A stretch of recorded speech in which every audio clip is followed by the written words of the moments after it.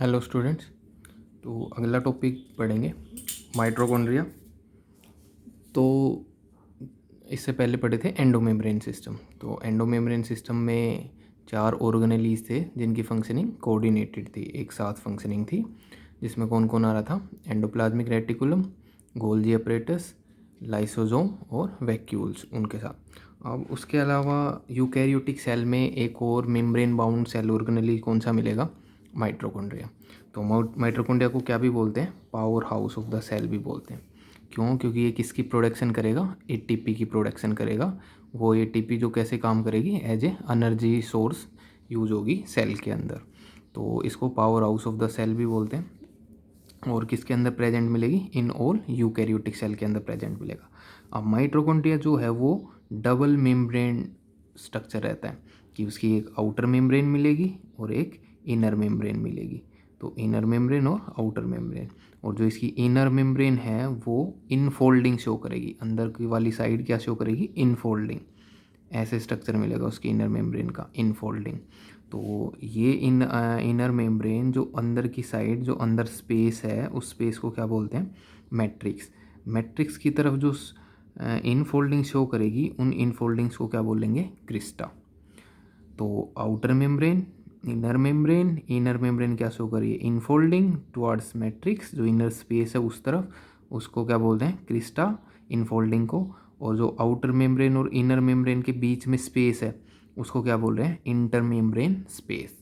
तो ये रहता है। अब जो ये इनर मेम्ब्रेन है इस पे क्या लगा रहता है? कुछ चैनल्स लगे रहते हैं इस मेम्ब्रेन में एम्बेडेड। कौन? ATP synthase. तो ये एटीपी सिंथेज इस स्पेस से, इंटरमेम्ब्रेन स्पेस से अंदर वाली साइड मूवमेंट कराता है प्रोटॉन्स का, एच पॉजिटिव का। उसकी वजह से इस मैट्रिक्स में किसकी फॉर्मेशन स्टार्ट हो जाती है? एटीपी की बनना चालू हो जाता है। तो मैट्रिक्स के अंदर एटीपी की फॉर्मेशन होती है और वो एटीपी कैसे काम करती है? As a energy currency of the cell काम कर रही है कि वो एनर्जी का सोर्स है। अगर कोई भी सेल जो भी फंक्शनिंग कर रही है उसके लिए जो भी उसकी एनर्जी रिक्वायरमेंट है वो कौन फुलफिल करेगा? एटीपी। कि एटीपी के अंदर एनर्जी स्टोर्ड है। तो वो एनर्जी एटीपी कब बनेगी? जब एटीपी सिंथेज काम करेगा और वो इंटर मेम्ब्रेन स्पेस से एच पॉजिटिव प्रोटॉन्स को कहाँ? अंदर की तरफ लाएगा। तब अंदर लाएगा तब वो किसकी फॉर्मेशन करेगा? एटीपी की फॉर्मेशन करेगा। तो ये एक मेम्ब्रेन में एम्बेडेड प्रोटीन है एटीपी सिंथेज, जो प्रोटॉन का ट्रांसपोर्ट कराती है और एटीपी फॉर्मेशन में रोल प्ले करती है। तो अब यही है कि माइटोकॉन्ड्रिया को power house of the cell बोलेंगे क्योंकि वो एटीपी फॉर्मेशन करती है। और किन में प्रेजेंट मिलेगी? ऑल यूकैरियोटिक सेल्स में। अब है कि भाई जो माइटोकॉन्ड्रिया है वो कैसा है? 2 मेम्ब्रेन बाउंड स्ट्रक्चर है। एक तो आउटर मेम्ब्रेन है, एक इनर मेम्ब्रेन है। तो माइटोकॉन्ड्रिया है 2 membrane covering structure with an outer membrane and an inner membrane. एक इनर मेम्ब्रेन है, आउटर मेम्ब्रेन है। और जो इसकी आउटर मेम्ब्रेन है वो कैसी होती है? पोरस। वो मोमेंट्स जो है, ट्रांसपोर्ट है, वो इतना इनिबिट नहीं करती है चीज़ों का, जो भी ट्रांसपोर्ट है। वाइल द इनर मेम्ब्रेन है वो क्या रहती है? डीपली फोल्ड हो जाती है। क्या बोलते हैं? इनफोल्डिंग है वो, अंदर वाली साइड फोल्डिंग बनाती है, जिनको क्या बोलते हैं? क्रिस्टा। और वो क्रिस्टा किधर प्रेजेंट है? टुवार्ड्स दी मैट्रिक्स, जो अंदर वाला स्पेस है उधर ही तो ये इनफोल्डिंग है इनर मेम्ब्रेन की। इनको क्या बोलेंगे? क्रिस्टा। और इस क्रिस्टा इनर मेम्ब्रेन में कौन एम्बेडेड है? ATP synthase. और एटीपी सिंथेज जब प्रोटॉन का मूवमेंट कराएंगे तो क्या बनाएंगे? एटीपी। तो ये इनफोल्डिंग क्यों है? ताकि सरफेस एरिया इंक्रीज हो जाए। तो ये सरफेस एरिया इंक्रीज होगा तो फॉर्मेशन ऑफ एटीपी भी क्या हो जाएगी? इंक्रीज हो जाएगी। तो क्रिस्टा क्या है? Increase the surface area for ATP generating chemical reactions. ऐसी रिएक्शंस हो पाए जिससे एटीपी जनरेट होगी, उन रिएक्शंस के लिए क्या इंक्रीज कर देती है? Surface area. और जो एनर्जी रिक्वायर्ड है वेरियस एक्टिविटी के लिए, जो अपनी सेल के अंदर केमिकल एक्टिविटी चलती रहती है उसके लिए जो एनर्जी चाहिए वो एनर्जी कौन ही प्रोवाइड करेगा? Mitochondria. Needed for life is release by mitochondria. तो वो माइटोकॉन्ड्रिया वो एनर्जी कैसे प्रोवाइड करेगा? इन दी फॉर्म ऑफ क्या बना रहा है वो? एटीपी बना रहा है। एटीपी क्या है? Adenosine triphosphate. तो ये एक एडिनोसाइन ट्राइफॉस्फेट के अंदर ऐसे 3 फॉस्फेट जुड़े हुए हैं, ट्राइफॉस्फेट। तो जब ये एटीपी ब्रेक डाउन होगा तो ये फॉस्फेट बॉन्ड टूटेगा। तो एटीपी एक फॉस्फेट बॉन्ड टूटा तो एटीपी एडिनोसाइन ट्राइफॉस्फेट किस में टूट गया? एडिनोसाइन डाइफॉस्फेट में, एडीपी में। तो इस फॉस्फेट बॉन्ड के टूटने से क्या लिबरेट होगी? एनर्जी। तो ऐसे ये एटीपी एक स्टोर्ड है, एनर्जी स्टोर्ड है इसके अंदर, जिसके ब्रेक डाउन से एनर्जी लिबरेट होगी और कोई भी केमिकल रिएक्शन सेल के अंदर परफॉर्म हो रही होगी। तो यही है कि एनर्जी जो भी रिक्वायर्ड है अलग अलग केमिकल एक्टिविटीज़ के लिए वो माइटोकॉन्ड्रिया रिलीज करेगा। किस फॉर्म में? एनर्जी करेंसी है वो क्या है, किस फॉर्म में है? एटीपी के फॉर्म में है। और माइटोकॉन्ड्रिया किसकी साइट होते हैं? एरोबिक रेस्पिरेशन की। ये एटीपी बनने में यहाँ जो मैट्रिक्स है इसमें कौन भी इन्वॉल्व रहता है? ऑक्सीजन, O2 इन्वॉल्व रहता है मैट्रिक्स के अंदर। तो अगर एटीपी फॉर्मेशन में एनर्जी बनाने में ऑक्सीजन का यूज है तो कैसा रेस्पिरेशन बोला जाएगा? एरोबिक रेस्पिरेशन बोला जाएगा। और एटीपी को हम क्या बोल देते हैं? Energy currency of the cell. वो एनर्जी करेंसी सेल की है जो अलग अलग एक्टिविटीज़ के लिए एनर्जी प्रोवाइड करेगा। फिर है अपनी बॉडी किसके लिए यूज़ करेगी उन एनर्जी को? तो the body use energy stored in ATP for making new chemical compounds, नई नई चीज़ें बनाने के लिए, फंक्शनिंग एक्टिविटी करने के लिए, या कोई भी मैकेनिकल वर्क की अपनी मसल कॉन्ट्रैक्शन रिलैक्सेशन कर रही है तो उसके लिए भी किसकी रिक्वायरमेंट है? एनर्जी रिक्वायरमेंट है। तो वो सारी एटीपी से फुलफिल हो रही है। तो इसके अलावा जो माइटोकॉन्ड्रिया है, माइटोकॉन्ड्रिया का मैट्रिक्स जो इनर स्पेस है उसमें क्या भी मिलता है? सिंगल सर्कुलर डीएनए मॉलिक्यूल भी रहता है इंडिपेंडेंट। एक तो न्यूक्लियस के अंदर डीएनए, उसके अलावा जो एक सेल ऑर्गेनली है माइटोकॉन्ड्रिया उसके अब अंदर भी अपना खुद का सर्कुलर डीएनए रहता है। उसके अलावा उसके पास अपने कुछ आरएनए मॉलिक्यूल्स भी रहते हैं। उसके अलावा माइटोकॉन्ड्रिया में क्या भी प्रेजेंट मिलेगा? राइबोसोम भी मिलेगा। तो नॉर्मल तो सेल में कौन सा राइबोसोम होता है? 80S का, यूकैरियोटिक सेल में। लेकिन इसके पास कौन सा राइबोसोम मिलेगा? 70S, जो प्रोकैरियोट्स में होता है वैसा ही मिलेगा। And the component required for synthesis of protein, और भी जो भी चीज़ें प्रोटीन बनाने के लिए चाहिए वो होती हैं। तो ये है कि इसके अंदर कि नॉर्मल यूकैरियोटिक सेल में तो 80S का राइबोसोम होता है, लेकिन माइटोकॉन्ड्रिया में या प्लास्टिड क्लोरोप्लास्ट जो होता है प्लांट्स में, उसमें ये दो ऐसे सेल ऑर्गेनलीज हैं जिनमें राइबोसोम कौन सा मिलता है? 70S वाला। यानी कि कैसा राइबोसोम है ये? जैसा प्रोकैरियोटिक सेल में होता है, प्रोकैरियोटिक सेल में जैसा राइबोसोम होता है वैसा इनके अंदर प्रेजेंट है। तो ये क्या है कि ये बोलते हैं कि जो एक थ्योरी है एंडोसिम्बायोटिक थ्योरी, एंडोसिम्बायोटिक थ्योरी, उसके अकॉर्डिंग क्या कह रहा है कि जो अपनी यूकैरियोटिक सेल है तो इस यूकैरियोटिक सेल में पुराने टाइम में, प्रिमिटिव टाइम पीरियड में, इस यूकैरियोटिक सेल के अंदर आके सिम्बायोटिक एसोसिएशन किया था किन्होंने? बैक्टीरिया ने। और धीरे धीरे वो बैक्टीरिया इस यूकैरियोटिक सेल के किस में कन्वर्ट हो गए? सेल ऑर्गेनली में कन्वर्ट हो गए। कौन सा सेल ऑर्गेनली? माइटोकॉन्ड्रिया। तो माइटोकॉन्ड्रिया की बहुत से सारे स्ट्रक्चर्स हैं वो किससे ही मिलते हैं? प्रोकैरियोटिक सेल से। जैसे इसके अंदर दो कवरिंग है, आउटर मेम्ब्रेन है, इनर मेम्ब्रेन है, उसके अलावा अपना डीएनए है, अपना आरएनए है, राइबोसोम है, वो भी प्रोकैरियोटिक सेल जैसा है। और माइटोकॉन्ड्रिया डिवाइड भी कर जाता है इंडिपेंडेंटली, किसके हेल्प से? फिजन। तो ये फिजन होना, बाइनरी फिजन वगैरह होना, ये भी किसके अंदर? बैक्टीरियल सेल में होता है जो प्रोकैरियोटिक सेल है। तो वैसे ही खुद डिवाइड भी कर जाता है माइटोकॉन्ड्रिया। तो एक थ्योरी क्या कहती है, एंडोसिम्बायोटिक थ्योरी, कि एसोसिएशन हुआ यूकैरियोटिक सेल में और एक बैक्टीरियल सेल में, और वो बैक्टीरियल सेल आगे चल के इस यूकैरियोटिक सेल के सेल ऑर्गेनलीज में कन्वर्ट हो गई। कौन सा सेल ऑर्गेनलीज? माइटोकॉन्ड्रिया। माइटोकॉन्ड्रिया बनाया उसने।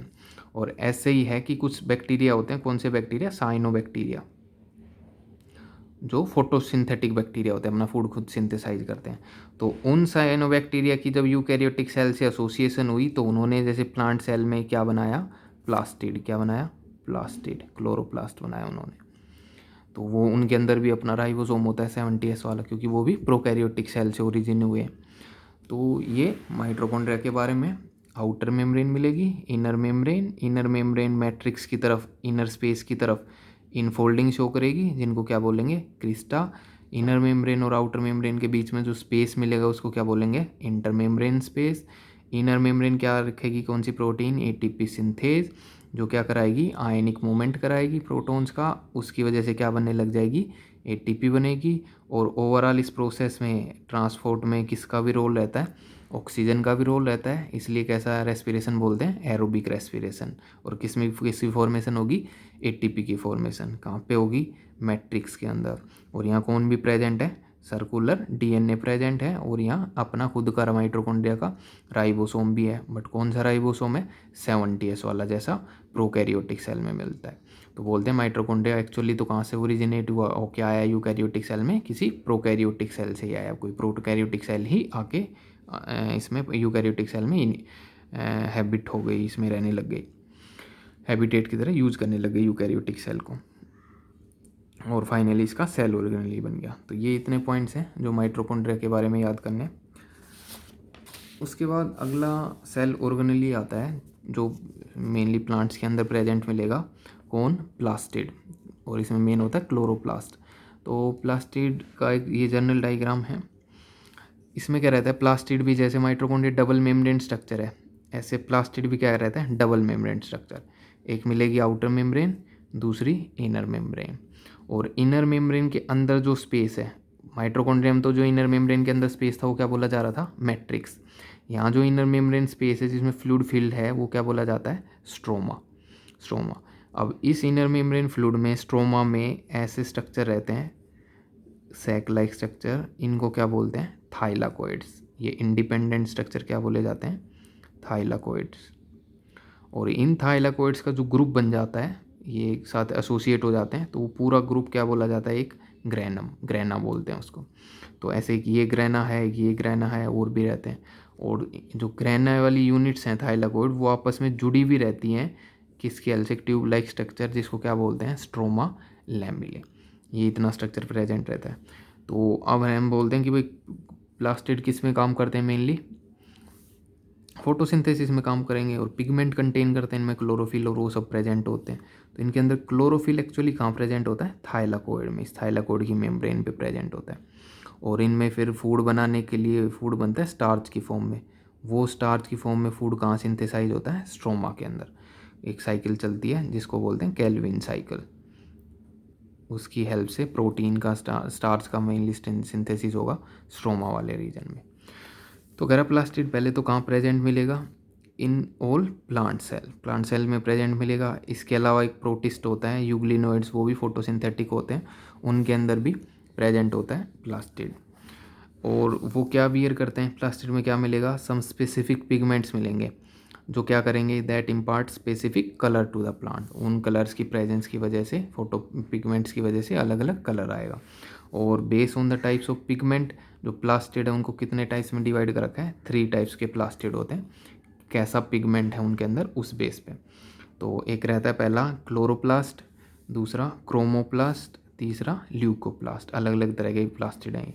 तो जो क्लोरोप्लास्ट है मेन, उसमें कौन सा पिगमेंट रहेगा? Mainly chlorophyll, chlorophyll A, chlorophyll B, वो प्रेजेंट होंगे। और इसके अलावा कुछ कैरोटिनोइड्स पिगमेंट भी होते हैं, फैट मोलिक्यूल्स होते हैं, फैट के बने हुए कैरोटिनोइड्स पिगमेंट भी होते हैं। और ये क्लोरोफिल, ये कैरोटिनोइड पिगमेंट जो क्लोरोप्लास्ट के अंदर होंगे, क्लोरोप्लास्ट में, वो किसके लिए रिस्पॉन्सिबल होंगे? For trapping light energy. वो सनलाइट को कैप्चर करेंगे, और कैप्चर करना, वो सनलाइट कैप्चरिंग किसके लिए ज़रूरी है? कौन से प्रोसेस के लिए? फोटोसिंथेसिस के लिए। फोटोसिंथेसिस के लिए प्लांट को क्या चाहिए? सनलाइट चाहिए। तो उस सनलाइट को कौन ट्रैप करेगा? कैरोटिनोइड्स और क्लोरोफिल ट्रैप करेंगे। कौन से स्ट्रक्चर में? क्लोरोप्लास्ट के अंदर ये फंक्शन होगा। इसके अलावा कुछ प्लास्टिड हैं जो क्लोरोफिल नहीं बियर करते, कलर देते हैं, वो क्या बोले जाते हैं? क्रोमोप्लास्ट। क्रोमो मतलब कलर देते हैं।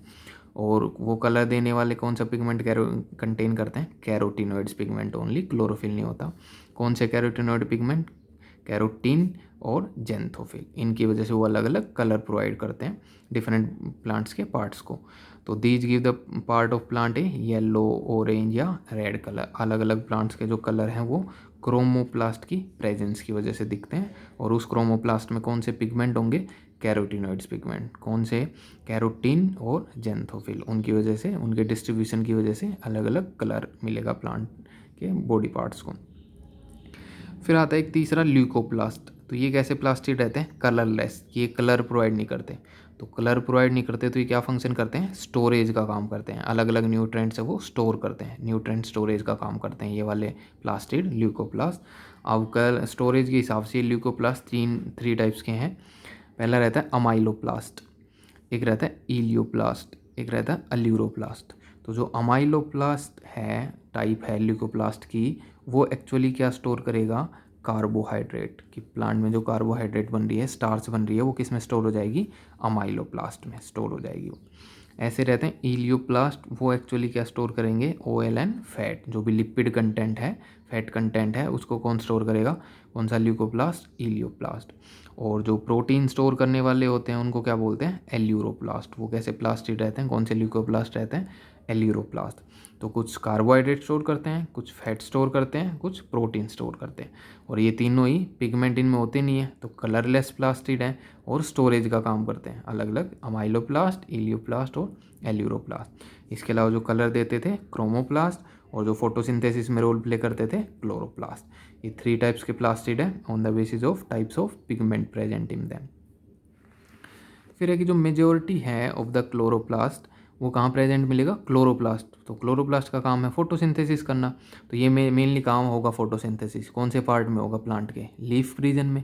तो मेजोरिटी जो क्लोरोप्लास्ट है ग्रीन प्लांट्स के अंदर, वो कहाँ मिलेगी, mesophyll cells of leaf. Leaf के अंदर जो सेल होती हैं जो फोटोसिंथेसिस करती हैं, उन सेल्स को क्या बोलते हैं, मीजोफिल सेल्स। और उन मीजोफिल सेल्स के अंदर कौन से सेल ऑर्गेनेली की अबेंडेंस मिलेगी, क्लोरोप्लास्ट मिलेगा, प्लास्टिड मिलेगा, कौन सा, क्लोरोप्लास्ट। और उसके अंदर कौन सा पिगमेंट है मेन, क्लोरोफिल। तो क्लोरोफिल की वजह से कैसा कलर आएगा, ग्रीन कलर आएगा। तो लीफ के अंदर मीजोफिल सेल्स हैं जिसके अंदर क्लोरोप्लास्ट ज़्यादा मिलेगा, उसकी वजह से वो ग्रीन कलर शो करती हैं। और जैसा माइटोकॉन्ड्रिया का एक फीचर था कि माइटोकॉन्ड्रिया कैसा था, डबल मेम्ब्रेन स्ट्रक्चर था, ऐसे ही क्लोरोप्लास्ट भी कैसा है, डबल मेम्ब्रेन स्ट्रक्चर ही रहता है, outer membrane and inner membrane. तो याद है प्लांट ओवरऑल यूकैरियोटिक सेल में 2 डबल मेम्ब्रेन वोल्ड स्ट्रक्चर कौन कौन से हैं, तो माइटोकॉन्ड्रिया एंड प्लास्टिड या क्लोरोप्लास्ट। और माइटोकॉन्ड्रिया तो सभी यूकैरियोटिक सेल्स में मिलेगा, जबकि ये प्लास्टिड है, क्लोरोप्लास्ट है, किन में मिलेगा, प्लांट सेल में मेनली मिलेगा। और इनर जो स्पेस है, इनर मेम्ब्रेन के अंदर जो स्पेस है क्लोरोप्लास्ट के अंदर, उसको क्या बोलेंगे, स्ट्रोमा। वहाँ क्या चलती है, केल्विन साइकिल, जिससे फूड सिंथेसाइज होता है, स्टार्च बनती है, उसको बोलेंगे स्ट्रोमा।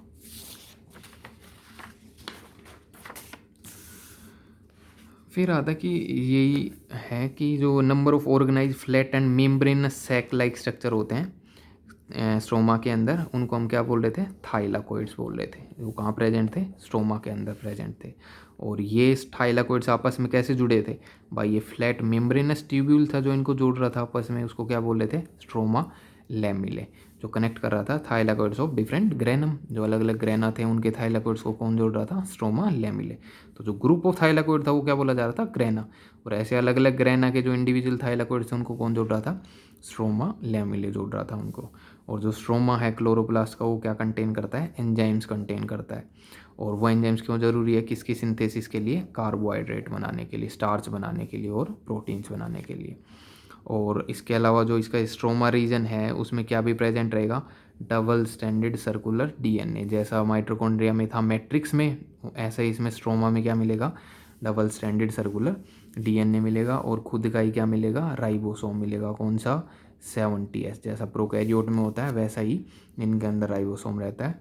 और क्लोरोफिल पिगमेंट जो हैं, जो लाइट को एब्जॉर्ब करते हैं फोटोसिंथेसिस के लिए, वो कहाँ मिलते हैं, थाइलाकोइड्स के अंदर मिलते हैं। और राइबोसोम है इनका क्लोरोप्लास्ट का, वो स्मॉलर रहता है, कौन सी यूनिट रहती है, 70S। और जो कि साइटोप्लाज्मिक, जो नॉर्मल सेल के, यूकैरियोटिक सेल के साइटोप्लाज्म में जो राइबोसोम है वो तो नॉर्मल कैसा रहता है, 80S का। लेकिन जो क्लोरोप्लास्ट में और माइटोकॉन्ड्रिया में मिलेगा वो स्मॉलर रहेगा, कौन सा, 70S का, यूकैरियोटिक सेल में। और फिर आता है राइबोसोम। तो राइबोसोम को क्या बोलते हैं, तो ये जो प्लास्टिड हैं इनको क्या भी बोल देते हैं, किचन ऑफ द सेल, क्योंकि ये क्या कर रहे हैं, फूड सिंथेसाइज कर रहे हैं। तो इनको क्या बोल देते हैं, kitchen of the cell, plastid को, मेनली क्लोरोप्लास्ट को फूड सिंथेसाइज कर रहे हैं। फिर आता है राइबोसोम्स। तो राइबोसोम्स को क्या बोलते हैं, protein factory of the cell, की नॉर्मल प्रोटीन फॉर्मेशन सेल में किसका काम है, राइबोसोम्स का। और ये सबसे स्मॉलेस्ट सेल ऑर्गेनेलीज हैं, सबसे छोटे सेल ऑर्गेनेलीज हैं। और प्रेजेंट किस में होते हैं, प्रोकैरियोट में, यूकैरियोट में, दोनों के अंदर। राइबोसोम की प्रेजेंस प्रोकैरियोटिक सेल में भी होती है और यूकैरियोटिक सेल में भी होती है। और राइबोसोम है वो ग्रैनुलर स्ट्रक्चर रहते हैं। और ये फर्स्ट ऑब्जर्व किए थे इलेक्ट्रॉन माइक्रोस्कोप के अंदर एज ए डेंस पार्टिकल, छोटे छोटे पार्टिकल दिखते हैं ग्रैन्यूल लाइक। किसने देखे थे, कौन से साइंटिस्ट ने, जॉर्ज पैलेडे ने देखे थे 1953 के अंदर। और इम्पोर्टेंट पॉइंट है कि बने किसके रहते हैं राइबोसोम, आरएनए के, राइबोन्यूक्लिक एसिड प्लस एसोसिएट कौन है, प्रोटीन्स, उनसे मिलके बना हुआ स्ट्रक्चर होता है। And are not surrounded by any membrane, कैसे हैं, नॉन मेम्ब्रेन बाउंड ऑर्गेनेलीज हैं ये, जो प्रोकैरियोटिक सेल में भी हैं, यूकैरियोटिक सेल में भी हैं, और किसके बने हुए हैं, आरएनए प्लस प्रोटीन इनके अंदर। और कितनी सब यूनिट है इस स्ट्रक्चर में, 2 सब यूनिट होती हैं, एक लार्जर सब यूनिट, चाहे प्रोकैरियोट हो यूकैरियोट हो, एक लार्जर सब यूनिट, एक स्मॉलर सब यूनिट।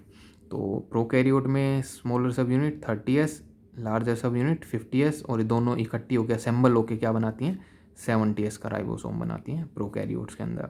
जबकि यूकैरियोट्स में एक 40s की smaller unit, larger unit 60s की, दोनों असेंबल होकर कौन सा राइबोसोम बनाती हैं, 80s का राइबोसोम बनाती है। तो दोनों के अंदर चाहे प्रोकैरियोटिक सेल हो यूकैरियोटिक सेल हो, एक लार्जर सब यूनिट मिलेगी, एक स्मॉलर सब यूनिट मिलेगी, दोनों के अंदर। वो किसकी बनी है, इनके अंदर कौन प्रेजेंट है, आरएनए और एसोसिएट प्रोटीन स्ट्रक्चर प्रेजेंट है, लार्ज सब यूनिट में भी और स्मॉलर सब यूनिट में भी राइबोसोम रहता है, वो रहता है। तो ये प्रोटीन फैक्ट्री की तरह काम करते हैं, प्रोटीन फॉर्मेशन में रोल प्ले करते हैं राइबोसोम। किसने डिस्कवर किए थे, जॉर्ज पैलाडे ने 1953 के अंदर डिस्कवर किए थे।